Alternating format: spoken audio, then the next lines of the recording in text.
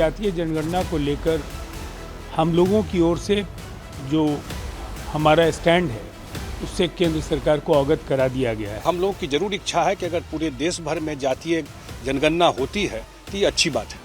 जिस जातीय जनगणना को लेकर अब तक समूचा विपक्ष लामबंद था, अब उसकी गूंज एनडीए के साथी दलों के खेमे में भी सुनाई देने लगी है, क्योंकि अब तक सिर्फ नीतीश कुमार की जेडीयू और चिराग पासवान की एलजेपी ही जातीय जनगणना की बात कह रही थी, लेकिन अब तो चंद्रबाबू नायडू की टीडीपी भी जातीय जनगणना कराने को लेकर मुखर हो गई है। वो हमारे सहयोगी हैं, उनकी अपनी पार्टी है। जनगणना अभी पेंडिंग है, जनगणना होनी है देश की, लेकिन हमारी प्राथमिकता में गरीब हैं, युवा हैं, महिला हैं, किसान हैं, और उसी आधार पर देश का विकास हमारी पार्टी और हमारी सरकार करना चाहती है। जेडीयू और टीडीपी केंद्र सरकार की सहयोगी हैं, या ये कहें कि एक राइट हैंड है सरकार की तो दूसरी लेफ्ट हैंड है, लेकिन जाति जनगणना के मोर्चे पर दोनों केंद्र सरकार की मुश्किलें बढ़ाती दिख रही हैं। दरअसल बीजेपी जातिगत जनगणना के पक्ष में नहीं है, वो कांग्रेस और दूसरी तमाम विपक्षी दलों को ये कहकर घेरती रही कि ये जातीय जनगणना के जरिए देश को बांटने की कोशिश कर रहे हैं।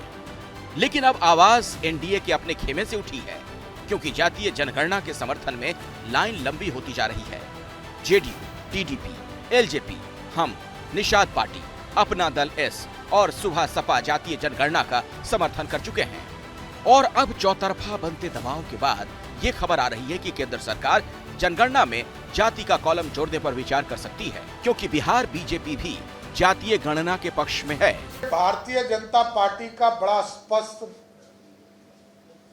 निर्णय है। बिहार यूनिट ने बिहार में जनगणना कराने का काम किया, आरक्षण का समर्थन करने का काम किया, और भारतीय जनता पार्टी पूरे देश में कभी जातिगत जनगणना का कोई विरोध नहीं है।